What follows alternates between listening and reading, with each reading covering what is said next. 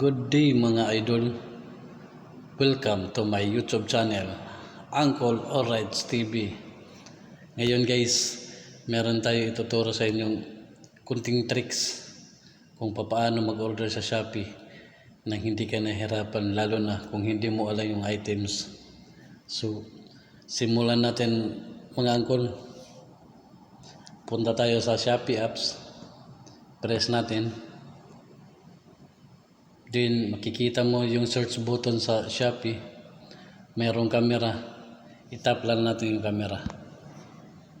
For example guys, meron tayong orderin na power bank, tapos hindi natin alam kung ano yung pangalan nito.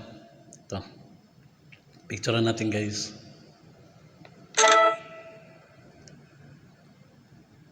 Ayan, lumabas na guys. So, ipili ka na lang dito guys kung ano yung gusto mo. Madali lang uncle. Ito. Isa pa para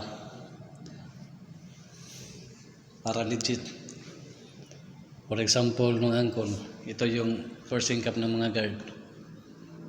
Pipicturean ko lang para mas kapanipaniwala. Yun, lumabas na yung mga person caps. So makakapili ka. So ganun lang kadali mga uncle kung paano mag-order. So exit na natin itong mga uncle. Kung nagustuhan mo yung video ko, just press like and subscribe para updated ka sa susunod na video ko. Alright, TV. God bless. Salute.